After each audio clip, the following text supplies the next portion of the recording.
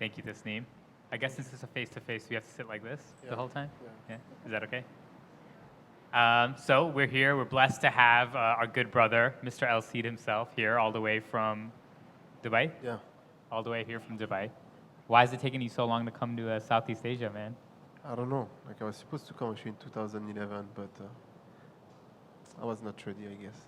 Yeah. All right, well, we'll get started officially. I know a lot of you already know El Cid's work, and you're going to see it behind here. So if you don't, you'll be very quickly amazed and taken in by the work that he does. But for those of you who don't know El Cid, because he hasn't come and blessed us with his presence here in Malaysia before, can you just describe in your own words the kind of work that you do? What I do actually, it's a mix of calligraphy and graffiti. So I'm not a calligrapher, so I don't know any rules of classical calligraphy. I didn't study classical calligraphy as well. So yeah, I'm a street artist painting in Arabic, I guess.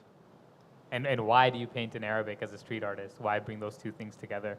Yeah, like I mentioned earlier in the panel discussion, it was a quest of identity. I needed to get back to my roots when I was a teenager, born and raised in France, and it was a need, like to learn more about my culture and my heritage, and then when I discovered calligraphy, I don't know, I catch it straight, and I wanted to do this, and I didn't find any teacher, so I just started to like reproduce some classical calligraphy, and then step by step, without noticing it, like making the letter like longer and taller, and just mixing up.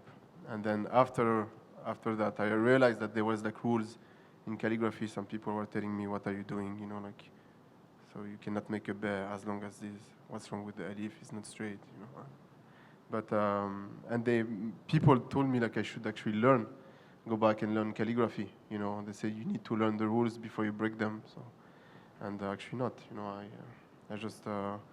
I didn't want to go back there because I was scared to be on those, blocked by this box. So how do you feel now? Do you feel conflicted about using something that has so many rules to it, or? I don't want to say something really arrogant, but I hope in 500 years or 1,000 years, people, how can I explain this?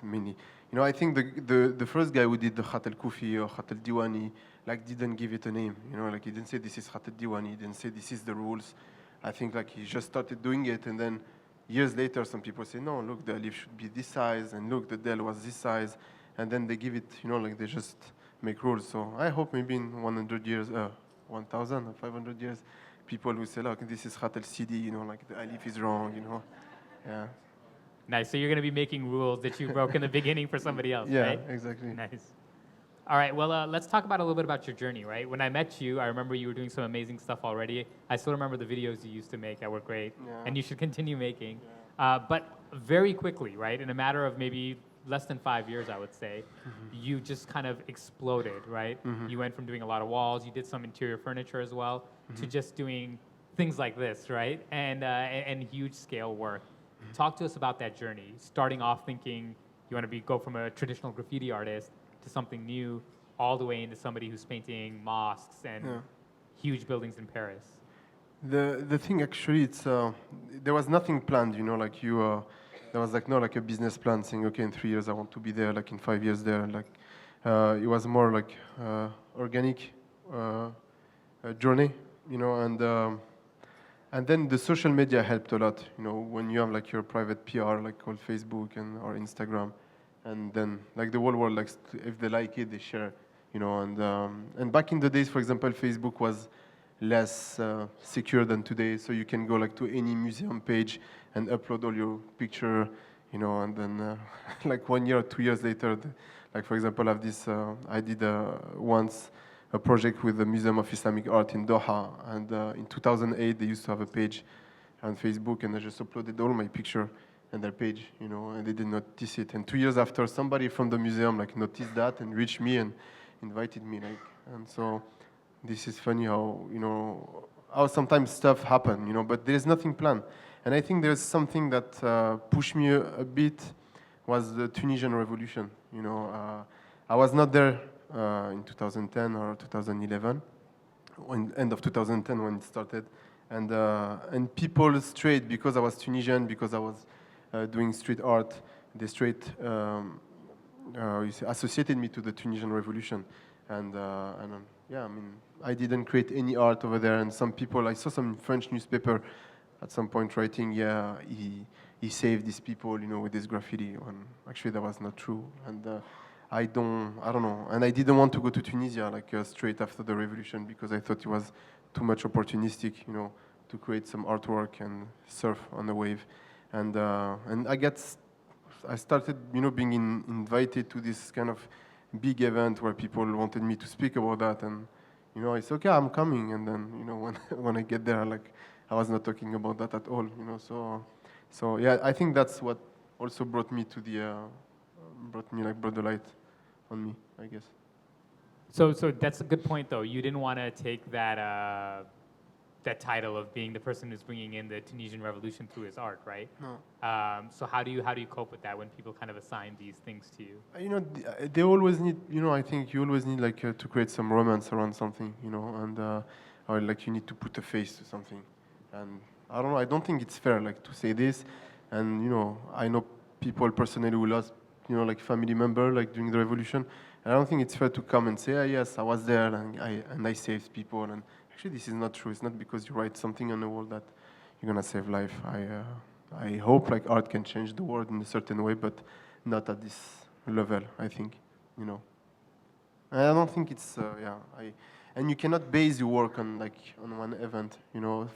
People today sometimes they always think it's about the revolution, or it's because I'm Arab. It has to be political, but not necessarily.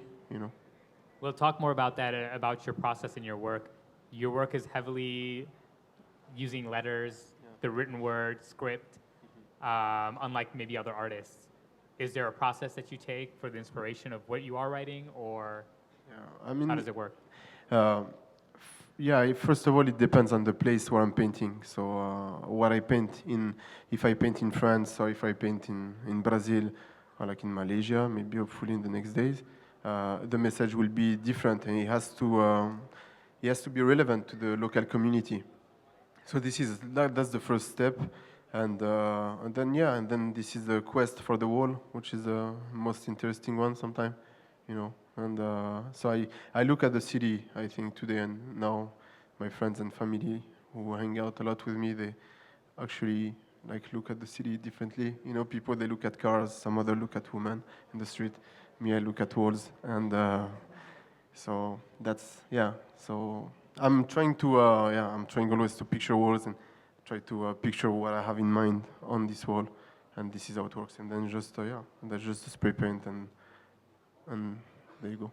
A lot of your work some of your work is based on poets that inspire you as well, right? Can you talk about that? Yeah, I mean, I try to use a quote or poetry from the place where I am. For example, there was a wall on the rooftop that in pink. It was a wall in Brazil, so I used a poem from this woman who was living in the favela, and that I translated in Arabic, and then I painted on top of this house. Actually, it was a school. And in France the same. I take some French poetry and I translate it in Arabic, and I paint them on walls. That's the main process. Sometimes I try to be a poet, but I don't think I'm ready yet. But I try to make up some stuff. There was a clever one you did once. You want to talk about that one? Which one? People were hoping for a deep meaning.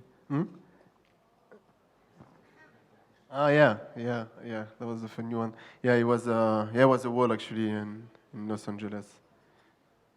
And I was just painting. I took this phrase. I was writing "ما هذه إلا جملة بالعربية," which means literally in Arabic, this is just a phrase in Arabic. So people, they were asking me, what are you writing? And I say, this is just a phrase in Arabic. And they were like, yes, I know, but what does it mean? And this is just a phrase in Arabic. So that was funny to see the reaction of people, or how they. Sometimes the idea was to break the stereotype, they have about Arabic script, and just showing them that, you can, it doesn't have to be related to what you see in the media. Can you tell us about a project that really still inspires you? A project? Upcoming or? No, that you've already done. I mean, I think every project that I do, like personal project or like commission project, are special. Each one has like his own little story, and that's the most important thing. You know, I think the most important, I guess, was the minaret. I don't know. It showed it's a mosque in my hometown of Gabes in south of Tunisia, and it started like simply. I just went back there and I wanted to paint a wall in my hometown, and it happened that there was this minaret of this mosque built in '94, and for 18 years, like they didn't paint it. So I just asked the imam if it was possible to paint on it, and actually he said like, "Alhamdulillah, you finally came." That was the funny thing, and he didn't ask me anything like what I was going to write, like, and I just picked this verse from Quran, like from Surah Al-Hujurat, which says. يا أيها الناس إنا خلقناكم من ذكر وأنثى وجعلناكم شعوبا وقبائل لتعارفوا, which means oh human people, humankind, we have created you from a male and a female and made you people and tribes so you may know each other. So it was like it was during Ramadan 2012, so it was a bit crazy. It was really hot in Tunisia, and actually the political situation was weird, and people you know, when you see like a gray wall for 18 years, when somebody comes and start putting color on it, like you're not happy about it. And so like everybody was criticizing it and say what this guy is doing, where he's coming from. And then alhamdulillah, at the end it was great, you know, like we made the homepage of CNN, and like every media around the world talk about it, so it was great. What about when you do work in Paris, for example, or in France, and you're doing these large-scale works? Do you get any critical feedback from people? I mean, yes, always. You know French people, I don't know if there's some here, but I am French, so I can criticize. The thing is, people like sometimes are really close-minded, you know, like they just, when you speak about like, yeah, you say when you write in Arabic, they think straight, this guy is writing, it's a call for jihad or something like that. So, and then when you speak with them, like, you know, like most of them, they're like more open-minded. They say, oh yeah, actually it's true, I didn't know. And when you take something from the French literature that you translate in Arabic, and then say, look, you know, I'm in Paris and I'm painting something from Paris, and I'm from Paris as well, you know. And so yeah, at the end they're cool. But yeah, I experienced this guy who actually gave his authorization for me to paint his wall, but he didn't know that I was painting in Arabic. And when I was in the process of it, he recognized, you know, like it's easy to know what a letter in Arabic looks like, and he just gets so mad. He say, no, I don't want this piece of piece of shit, sorry for the word, on my wall. And he asked it to be erased, so we painted over it. And then the guy who asked me actually to come to this event invite me 2 weeks later and say, okay, look, there is a wall right in front of this guy's house who belonged to the city, and you know, like if you want to paint it, go ahead. And so that was funny because his door and window, when he come out, like he was like straight on his face. So I wanted to write in Arabic, like, ala wajhak, you know, which means like on your face, but I decided to write aftah qalbak, which means open your heart. Yeah. So I hope this guy opened his heart. I don't know, maybe I should go back and ask him. Maybe. Maybe let you paint on his house next. Yeah, maybe. Do you want to tell us about the Lost Walls project? We see a lot of the pieces from it coming back and forth, and I think it was a really important one. The Lost Walls project is a project that I started actually in Tunisia like 3 years ago, 2 years and a half. After I see the impact that had the minaret, and I was okay. So Gabes is a city in the south that nobody knows, and like just because of a painting, like so much attention came to it. And I was once in New York painting a wall, and this guy came to me and said, you know, I want to go to Gabes next year. That was actually the first time somebody that was not from Gabes said, I want to go to Gabes. And my wife, which is here, somewhere here, came to Gabes, and she can tell you that there is nothing super cool about the city. But yeah, the idea is I just wanted to go to places around Tunisia, like, and places that have a bit of history, and just and go and paint on them, you know. And actually, the thing with my team, we just rent a big truck and we drove like for a month, and we stop. We come, we sit in a cafe, and the funny thing, when you speak about art, people are really open. When you come and you say, look, I'm an artist, I'm coming here like to paint on your city, tell me more about your story and your history, and people, they just open everything. They open like their heart, they open their house, so it's such an amazing human experience. So we just crossed the country like from north to south, east to west, and we found like some amazing story. And I think one of them is I don't know if you saw, there is a wall with this man with a how you say cane? Cane. This is the house of my grandparents. That was the only wall that we planned on the road trip. So in '86, when my grandfather Allah yarhamhu, passed away, like my grandmom, she moved, with my uncle in the city.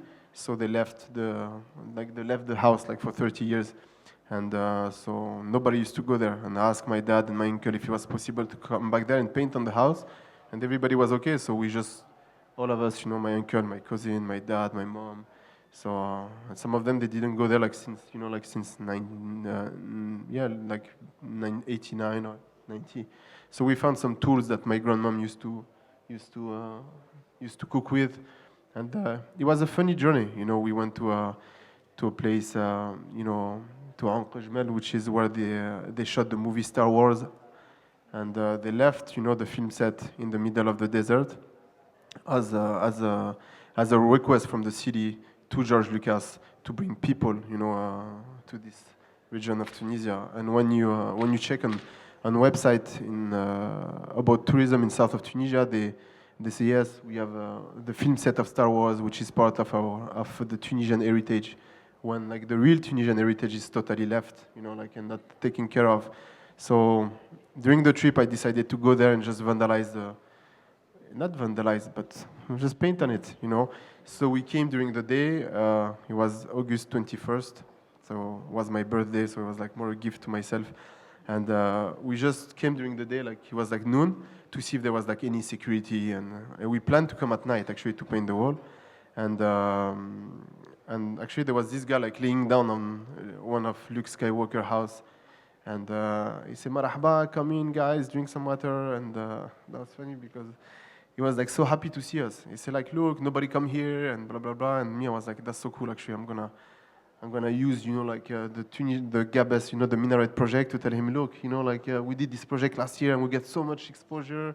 And if I paint here, you're gonna get so much exposure. So give me let me paint one wall." So he was like a bit interested. And then I asked him, I said, "Do you think it's possible to paint a wall here?" And like straight, he said, "Yeah, go ahead, do whatever you want, paint inside, outside." So just let me paint on the Star Wars film set. And it's like you go to Disneyland, and you ask the director of Disneyland, "Can I paint on the Cinderella castle?" And he said, "Yes, go, whatever you want." And so I wrote a quote, not a quote, actually a phrase. Yeah. So when I say sometimes I write my own thing, that was it. I wrote "Lan akun ibnuka abadan," which means I will never be your son. So as an answer to Dark Vader saying, "I'm your father." So yeah, it was more like saying, this is not my heritage. That was more the meaning behind the piece. And the funny thing, a few months later, I didn't communicate about it straight. I was waiting. We published like 8 months after we published a book called Lost Walls that you can find on Amazon.com.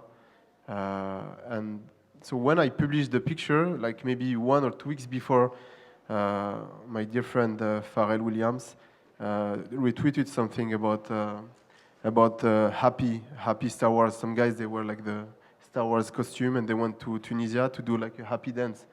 So everybody started knowing about this place. And some people say, "Oh, he went there to get, like this buzz after Pharrell Williams' tweet and blah, blah, blah." I'm like, guys, it's almost a year I've done that, So they erased it today. Yeah. Yeah. Oh, wow. Sorry, it was a long story. I'm gonna go back a little bit and ask you a little bit about yourself as a person. How did you get into graffiti art in general? Were you into hip hop culture in Paris, or how did that come about? Late 90s, I was like the real hip hop stuff. I used to be a b-boy, so I don't. Wait, show us, please. Yeah, really. At the end, you put me a beat. I'm old now, like I tried to do a head spin like to some of my nephew like a few weeks ago. I almost break my thumb, But actually, I'm still in. I can do some stuff. Okay. Yeah. We're gonna have a battle at the end. Yeah. Now so I was more serious actually about breakdancing. So this is not I didn't lose my hair here. This is I burned my head by spinning on my head back in the days. And graffiti was more something that I used to do on the side, And yes, actually when I started learning Arabic, this is where everything come back. Were there any influences you had within graffiti artists or calligraphers or like the graffiti artists? Yes, in France, many the macro like MAC, like people like such as Juan. Actually, this guy Juan, I don't know if you know him. He used to call himself El Juan. So El Cid actually came from El Juan, which is a graffiti artist from France. And yeah, like people such as Choctu, Zofa as well. Zofa is funny. He's an artist that you can see in the Arabic graffiti book, and he's a French with a background from Lebanon. And he paint in Latin, but using Arabic script. And he's the first guy that I see painting in front of me, like in '98. He came to my high school to paint a wall, in the yard. And 13 years later, when they launched the book Arabic Graffiti, he was at the launch, and I was there. I was like, shit, man, sorry for the shit. I was like, hey, man, you were in my school like 13 years ago. So that was a funny story. So now, as a graffiti artist, somebody who comes from a street art form, something that's often anti-system, political, etc., how do you cope with work that you're doing for yourself that has a message, and work that's maybe purely commercial? I don't do commercial work. This is one thing. For example, you never see me painting on a commercial, like to sell a Samsung phone, But for example, some people criticized me when I did a collaboration with Louis Vuitton, but Louis Vuitton asked me to design something. They didn't use my work to sell a product. They asked me to, they sold my work on their product, but it was a collaboration. They said, okay, this is the scarf we want you to design. That's the size. Do whatever you want in it. And then the Louis Vuitton thing helped me to finance, the project Lost Walls and finance the book in French and English. So then I don't go and ask any funding from anybody, because I don't want people to come and say, oh man, we helped you at this time, so we want something back, And that's what I'm trying to do today. It's hard, but I really finance all my project by myself. So will you paint something that somebody asks you to do, good message, whatever, and says, hey, we've got the money, we've got the wall, but we want it to be around this topic? No. I mean, today, people, I don't think people get to, I don't want to say get to, that's mean. I don't like when people come and say, oh, you need to write this, you need to paint this color. I don't think this is decoration. This is not art, But when you see, the work of an artist that you like, you take him and say, look, this is a wall, we want you to bring your art into this. And okay, you have the freedom, and that's the cool thing. I think it should be like that. You should not say, this is art, this is decoration, this is not decoration. And sometimes the Muslim community people think, look, can you write me this, or can you come paint in my daughter's bedroom? My guys, come on. Voilà, just. Yeah. Speaking about that. I know it's hard as an artist to always have these different labels, right? Are you from Tunisia? Are you from France? Yeah. Are you a Muslim artist? How do you deal with all the labels that are always constantly put on you as an Arabic writing artist? It's hard, because you... one question, do you all hear me? Because I feel sometimes the mic is far. Can you hear me? Really? Okay. It's hard because you have all this label, like Arab artist, and sometimes you have this... I see interviews and introduction, like the Tunisian born France, I don't know, like this long, two line, and then artist. I'm like, guys, what, don't you just write artist? And even today, people talk about me as a calligraphy artist, but I want to just become an artist. Like, why do I have to be a Muslim artist as well? I remember there's this, I don't know, like in the panel discussion, there was a stupid picture of me like that, profile picture. I wish you didn't put it. It was in Australia, it was an interview, in Melbourne. And this woman, she just wanted me to answer this question. And she always started, as a Muslim artist, how do you... I'm like, come on. If I was Jewish or Christian, would you ask me as a Muslim artist? You know what I mean? Why he has to be, because if you if you say, if you put Muslim before artist, you represent like an exception. It's like art and Islam cannot go together. So this is why you need to define this art. You're good for a Muslim artist. Yeah, exactly. So it's weird, you know. And when you look at some, I don't know, an artist such as Murakami, you know, which is Japanese, and his work is inspired by the manga art. And today, when you speak about Murakami, nobody say the manga Japanese artist Murakami. This is just the artist. And I think my goal actually is to be able at some point to just make like the Arabic script normal, you know. Yeah, like this is. Well, the flip side of that question, and it'll be hard on purpose, but do you think that some of your popularity comes to the fact that people exoticize and look at it from this other perspective, like, oh, look, that's so cool, it's in Arabic? Yeah, in a way, yes. It's different, you know, so people maybe they want that. And you need that as well, you know, but I use it on my way, you know, sometimes, yeah, you know, I'm invited to places, I'm like, I know, like, you want me to be the Arab guy, you know, but it's cool. I take it and then, you know, I turn it around. You know, just you take opportunities and then you make them yours. That's how it should work, I guess. So you've been doing a lot of work, obviously, with spray paint as your preferred medium, but you've also gone beyond that in the past and more recently with some 3D work. Yeah. Can you tell us about how you like working with spray paint versus other mediums?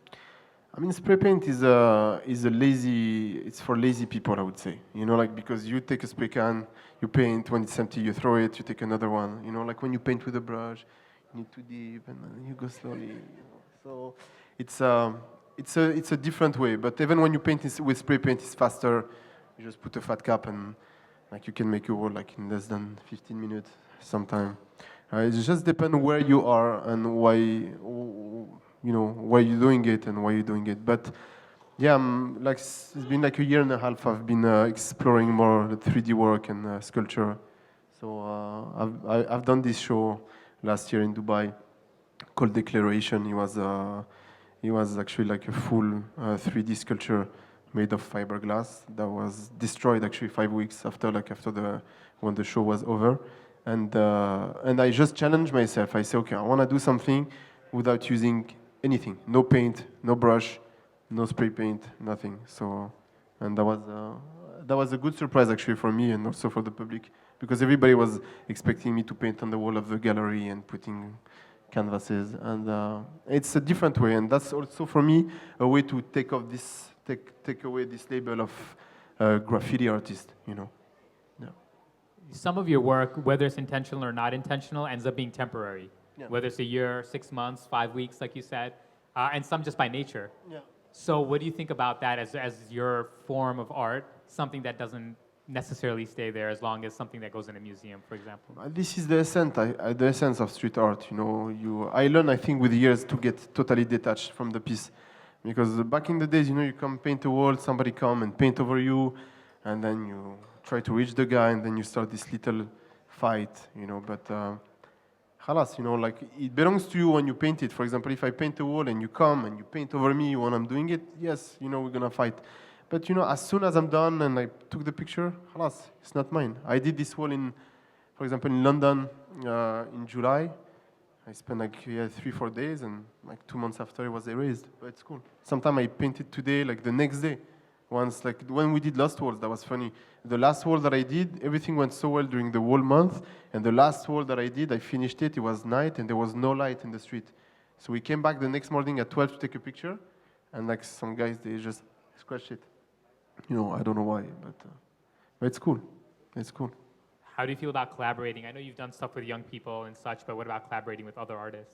Yeah, I mean, I'm open to it. You know, like I did some collab. It's been a long time actually. I didn't do any real collab like on the wall or anything. I did a collab with Tixter. Where is he? Right there. Yeah, that's funny because we just met yesterday. I have no idea. I didn't know what he looked like. We did something together by email, like in 2009 or 10, something like that. 2008. Really? Okay, even you know, and yeah. I mean, I'm open. Sometimes you know, it's also collaboration with people that are not visual artists, you know, like people doing music or people doing videos. Sometimes that's where you can explore stuff. What else do you have coming up next? What can we be looking out for? I don't want to talk about it, Okay. No, because there is this project that I was supposed to do in September, and then I start talking about it, and I keep pushing it, but inshallah will come soon. Like, yeah, I have like a new project, a big project, also personal, that I'm doing beginning of 2016, and I'm painting, in India in January, in Ahmedabad, if anybody is there, and in the States in Miami, beginning of December. You're coming to an event in Miami very soon. Yeah, right? and the Fair Art Basel, yeah. Does anybody have any questions? I know we have this limited time, and I want to make sure you guys get to ask. I'm going to come to Teekster last because you've asked a lot of questions so far. But Saba, yes, please. Yeah, go ahead. Okay, it's quite a privilege to be here, so thank you. And as an emerging artist, I'm one of the Mocha Fellow artists for this year. And one of my kind of obstacles I find, because I work in 3D geometric forms, and I do a lot of engagement work with wider communities in the UK, which is where I'm based. And it's just trying to get people to see Islam in a better light through art. And obviously nowadays there's such a rise in urban art and street art, and it's something that I would love to do, and kind of, do some of my geometric bold designs coming out of some of the crumbling walls that we have kind of in the mill towns where I'm from. But again, there are a lot of obstacles, but as a determined person, I do want to persevere. But what sort of advice would you give to encourage young artists like myself who are wanting to kind of create a dialogue in public spaces in trying to achieve that? I mean, the thing is just take some paint and go on the street. I would say sometimes it's easy to say it because in places people are not really welcoming this kind of idea. But when you're in Europe, there's some art council or organization in the city that sometimes facilitate everything. They get the authorization, and also they can get a budget to pay you the paint and everything. So this is the way you should make it. Try to widen your exposure, in the place you are, and be part of event. Be part of when you have contemporary art exhibition, collective. Try to push your artwork in there. So when people see your artwork, you've shown me, people they just this is normal to find some Islamic geometric pattern in a contemporary exhibition. This is the way you should do it, I guess. And not just looking for Muslim event, because otherwise you only stay on your side, and maybe a non-Muslim person will come to this event and will be like, oh wow, this is amazing. But if you want to create a dialogue with people, you should go toward them and get those opportunity. There is so much stuff going on, in Europe. Those kind of call for artists, and I think that's what you should look for, I guess. One question that I have before anybody else can come up next is, over the last 10, 15, maybe 20 years, calligraffiti has started becoming a term that's now referencing almost a subgenre of visual art. What do you think about that happening? What do you think are there any rules to it? Do you like seeing young people that are kind of experimenting now? Yeah, actually, the term calligraphy was used by the director of the MoCA, the previous director of the MoCA, Jeffrey Deitch, in the 80s. He built an exhibition called Calligraphy in 1984 in New York, and he was just mainly Iranian calligraphy artist and New York graffiti artist. And then 30 years later, he did the same show in the same gallery in New York as well, called Calligraphy 30 years later. And he was his vision, he said, look, at some point, people 30 years ago, he said at some point graffiti and calligraphy will merge. And yes, he was right, and today, yes, you have a lot of young people starting that. And that's what I said, you need, graffiti was maybe the language of the youth, and they found it more funky and cool than the old calligraphy that was seen as old-fashioned thing. So yeah, I mean, we should be more like, we should encourage people to find their own way as well, get inspired and find their own way. Any other questions from the audience? Omar? Yeah, Omar.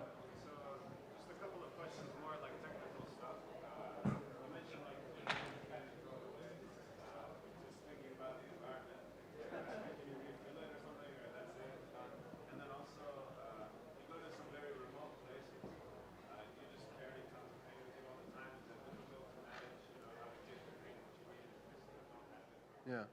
I'm going to repeat the question just in case. Of course, Omar, being the American in the room, always has to ask the hard questions. So one question is, he said, El Cid said something about throwing a spray can away. So what about the environmental effects of not only that, but maybe spray paint in general? And the second thing is, he travels a lot, right? Does he always find the spray paint that he needs in these remote places? Okay. First question, well, I shouldn't have said like I throw the spray can away. I always have a bag, I put them in it. And I try to find a place to recycle them or give them to somebody. But no, today there is I know some people, they refill their spray can, and there is a way to make it. Some people also, they create their own color and they put back in spray can. But, so yeah, there is a way to recycle it. And also the spray paint, I'm using like Montana spray paint from Spain, which is like the most, safe for the environment and for my chest as well, And as for the paint, most of the time, yes, you go to places, there is nothing. You cannot find paint. So I'll take, since 2001, like September 11, it's really hard to fly, with spray can. I used to, as my carry-on, I used to have spray can as a carry-on in the late 90s, going to Tunisia, with a carry-on full of spray can. It was hard, nobody see anything. But today still, I don't want to put a hand on myself. I still carry spray can with me on my luggage, And actually, one guy of my team once who were having a project and we didn't have any spray can. It was in Doha. We were doing this huge project. And the Museum of Doha, they sent him to Paris and he came back with 250 spray can in 6 luggage. I don't know how he did it. He was in the business class flight, so maybe they didn't control it. And I was so scared. I'm like, shit. Sorry for the shit again. When I say shit, it's SHEET for your information. Yeah, and So, but at some point you need to adapt yourself. I remember this young artist in Tunisia was telling me, look, we don't have any spray paint here. There is no Montana. And I'm like, look, in the 80s, some guys such as Mod 2, for example, only have 3 colors. With this spray can was so bad, dripping all the time. Only 1 cap, and he was making some crazy drawing with it. So it's not about the spray can. It's about you and the will that you have to create something. I was, for example, I was in the Maldives a few months ago, and there was no spray paint over there. This hardware store had this black spray can. And I bought them, and I make a piece out of it. And everybody was cool, and the piece was nice. So it's, If there is no spray paint, you can use a brush. If there is no brush, use charcoal? The black thing, yeah? Yeah, fahm, yeah.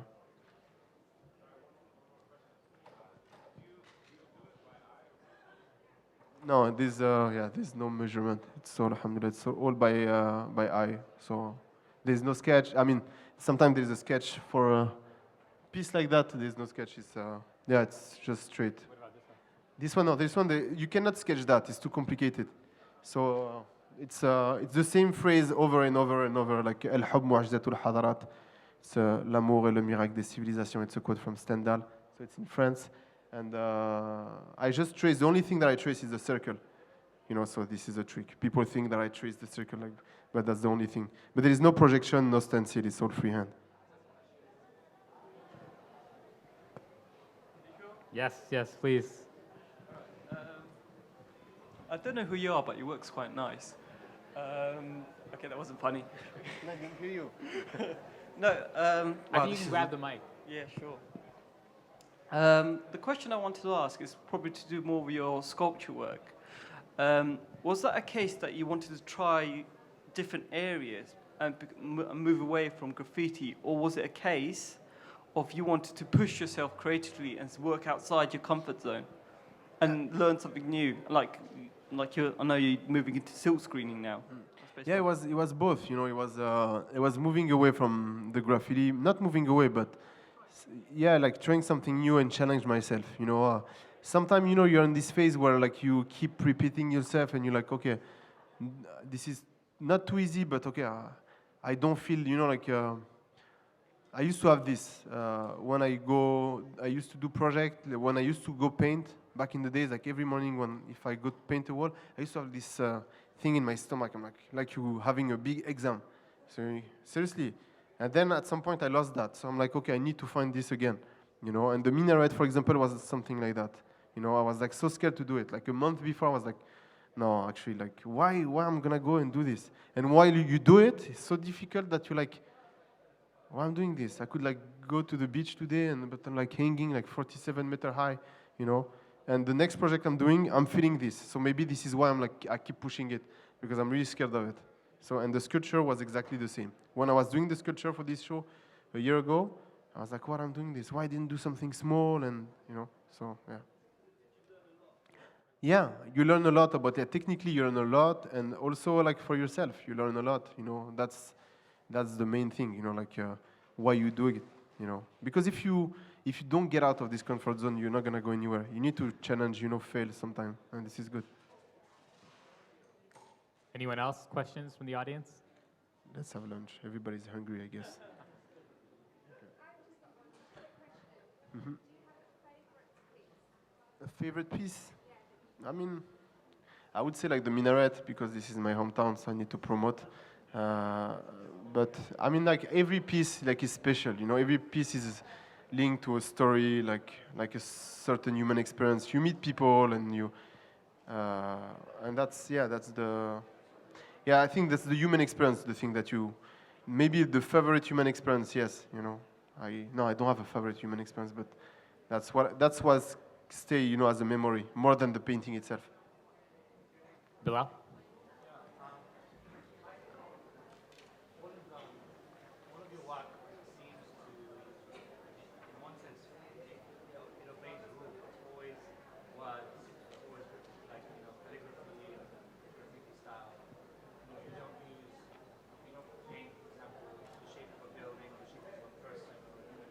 Mm-hmm. I mean, I know how to do this. I used to draw a lot. Actually, I wanted to. I know The Lion King by heart, because in French, because I used to watch it and just to understand how every move used to. Because I wanted to be a cartoonist. I wanted to do like animation stuff when I was younger, and it never happened. And so I know how to draw faces. I know how to draw like landscape as well and paint them as well. But I don't know. I feel like more. I think calligraphy is more, I don't know, there's something in it that I cannot explain, you know, that's why I keep doing it. No. I know, I didn't answer your question. You look like disappointed. Huh? Yeah, maybe at some point, yeah, why not? You know, I did some pieces with landscape at like the last, like a few years ago, but I stopped doing it. I don't, you know, I felt when I was adding something to the calligraphy, it's because the calligraphy itself is not strong enough to stand on its own. That's why I just stopped that. Can you talk a little bit about your book? My book. And how people can get it? Yeah, so the book Lost Walls, it's an amazing, like 216 pages book. Yeah, so it's available on Amazon, and all the profit made out of the book actually go back to the some of the organization we met during this road trip, that they were working into the preservation of Tunisian heritage. And there's a French version and the English one, and we're gonna publish soon actually a Turkish version. Yeah. Anybody have the book? Nobody has it? Okay, so there should be a bunch of Amazon purchases, right? Yeah, I hope. Good night. Okay, and I have one book actually in my luggage. I brought it in case anybody wants it, but I don't know how can I. There's too much people. You want it? Really? Okay. It was like, okay, fair enough, you know. Okay, you get it. Look how easy it is. Huh? No, Arabic, not yet. We wanted to do it like with this Tunisian publisher, but it doesn't look like we have find any interest yet on the Arabic side. But I want to, like, ممكن, I will do it myself later. لازم, it has to be in Arabic as well. So All we right, good? We're gonna have Ryan and then Abdurrahman. No, guys, come on. Oh, that's why we're saving time. Yeah, we still have 5 no, minutes. yeah. I'm too old for that. I'm too old. I can't, like, maybe like as a private thing later, but not like that. I'm a shy guy, guys. Come on. Not seriously, I'm shy. Like, it's just because I wouldn't stand like talking by myself. It's because Asad is with me. Yeah. Ryan? This mic stand is too short for me. I'm sorry. No problem. Assalamu alaikum wa Assalam. rahmatullah. My name is Ryan. I'm from Chicago. I'm a friend of Asad's as well. I'm fangirling a little bit on the inside because this is the first time I met you in person, and it's an honor.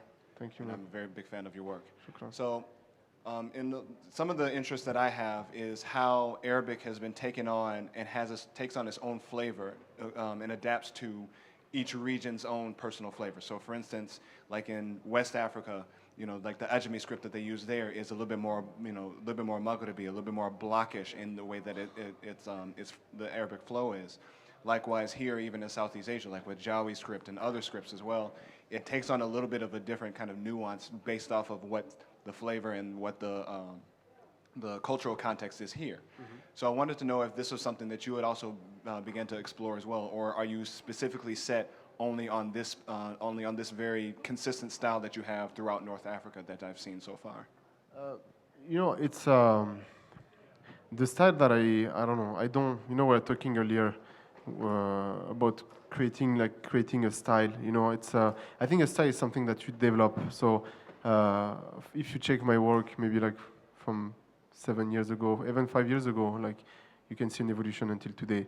But it's not like the only specificity that I'm trying to get on my artwork is the message. So for example, if I'm here like in Malaysia, the message that I will write has to be related to the people here, but to always having this universal dimension, so anybody around the world can relate to it. In Brazil, he has to speak to the Brazilian people. In France, he has to speak to the French people. In Tunisia, to the Tunisian people. But anybody can find something, can get connected to it.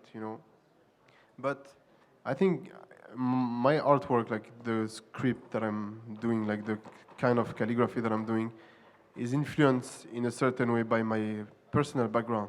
The fact that I didn't know. If I knew how to read and write Arabic when I was younger, I wouldn't extend my letter if I knew, you know what I mean? Because it was like a late thing. And then the graffiti thing, the wild style graffiti influenced me as well. When I write, I disconnect every letter. In Arabic, there's letters that are connected and some are disconnected. For me, all of them are totally disconnected. There's no capital letter in Arabic, and I'm taking the capital letter from the Latin alphabet because I got this influence from graffiti. So this is how, it's influenced in a way. So maybe I can say this is a Parisian French style, Thank you so much. Thanks, Ryan. So All we right, good? I think we have time for one last one before our time is up. So if anyone has a burning question, ask now. It's cool. No. Burning question, guys. All right, so I think it's only fair that because this is Mocha Fest, it's an arts festival, and today we've had no performances whatsoever, that we ask LC to at least perform a little something now, since you're not painting for us. Yeah. Yeah. Breakdance, come on. Like anybody can breakdance here. Like if somebody come on stage, like at least. Omar, I'm not dressed for it. Come on, guys. Come on. You Guys. got a beatbox, Omar? I've seen you get down a little bit. Yeah, but like you breakdancing like that, like at least a Okay, battle, Hamza? Okay, come on. Okay. Come on up, Ryan. Yeah, but there's no b-boy here. Like, come on, guys. Out of all those people, there's no one b-boy. I think if you start, somebody else will. Yeah, but join no, you. but I'm old. Like my back. Oh, seriously. Really. And there's no space. There's a whole Now I have stage. like long legs. Like I'm scared. I'm gonna. I don't think they're gonna let you leave without you doing it, man. No. He's cool. We've got to do something. Remember that thing we've got to do? Yeah, no. Yeah, exactly. Yeah. No, okay, all right. We're gonna let it go. There might be a private session later on at the hotel. Maybe. I just want to thank Alcide, Mocha Fest, Tasneem. Round of applause. Thanks to everybody. Thank you, Mocha Fest, for having me. It was a Make long sure journey. to come on the 7th at Ilham Gallery because Alcide will be giving a talk there. Yeah, but it will in be a the same presentation. thing, guys. You know, like we. Seriously. Yeah, maybe we're gonna be the same thing. Yeah, what did you start and blah blah. So if you're here today, maybe come. I'm gonna ask the question on Saturday. He's gonna interview somebody. Yeah, I think I'm gonna prepare my question for people. It will be funnier. All right. Thank you. Round of applause for Asad and Alcide, please. Thank you.